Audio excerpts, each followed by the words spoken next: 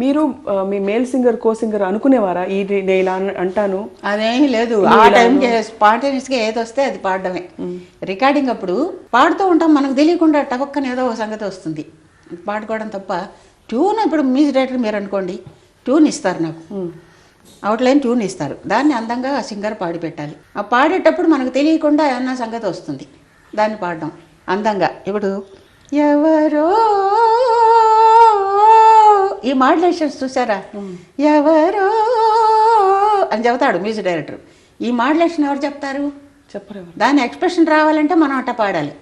ఎవరో కలలోకి వచ్చినారే సఖీ. ఈ ఎక్స్ప్రెషన్, ఈ మాడ్యులేషన్ ఇస్తేనే దాంట్లో ఎక్స్ప్రెషన్ వస్తుంది.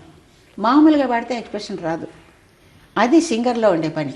ఇట్లాంటివి కొన్ని మేము సొంతంగా పాడుకుంటాం. అది రికార్డింగ్లో పాడేటప్పుడు ఆటోమేటిక్గా వస్తుంది. ఇప్పుడు వచ్చిందంటే, అంటే ఈ పాట నేను పాడింది కాదు, ఎవరు చెప్పింది కాదు, ఇప్పుడు సడన్గా వచ్చింది. ఈ రకంగా సంగతులు రికార్డింగ్లో పాడేటప్పుడు నాకు వస్తే, ఇప్పుడు కూడా బాలసుబ్రహ్మణ్యం పాడుతున్నాడు అనుకోండి, ఆయనకి ఇన్స్పిరేషన్ వస్తుంది, ఆయన పాడే లైన్లో ఇంకేదో సంగతి అంటాడు. మీరు వచ్చిన కొత్తలో అమ్మ ఎలా ఉండేది ఇండస్ట్రీలో పరిస్థితి? మీ చాలామంది ఉన్నారు సహగాయనీమణులతో, చాలామంది సింగర్స్. అప్పుడు నేలేలో పాడినప్పుడు తమిళ్ మొదట పాడింది నేను, కొంచెం చలంగా అని చెప్పి, సింగారవేలనే దేవ. అది అసలు నన్ను అనుకోలేవాళ్ళు. పీలీల గారు చెప్పడం బట్టి నా దగ్గరకు వచ్చారు. ఇన్స్ట్రుమెంట్స్ వచ్చి violin, voice portion, tabla, violin, తర్వాత డోలు, నాదస్వరం మొత్తం మొదటి నుంచి చివరి దాకా పాట అంతా ట్రాక్ తీశారనమాట. అది ఎవరి చేత పాడించాలి. నేను విన్నది బాంబేకి కూడా తీసుకెళ్లారని లతా మంగేష్కర్ మైండ్లో పెట్టుకుని. మరి ఆవిడ పాడినందో నాకు తెలియదు, కానీ తీసుకెళ్ళే ప్రొడక్షన్ మేనేజర్ నా దగ్గర చెప్పాడు. ఉన్నాయండి గమకాలు అందులో మాత్రం చాలా నాదస్వరానికి చాలా దగ్గరగా. అది వాళ్ళు ఏం చేశారంటే, మొత్తం స్వరం వస్తుంది, దాన్ని స్వరం పెట్టారు మొదట.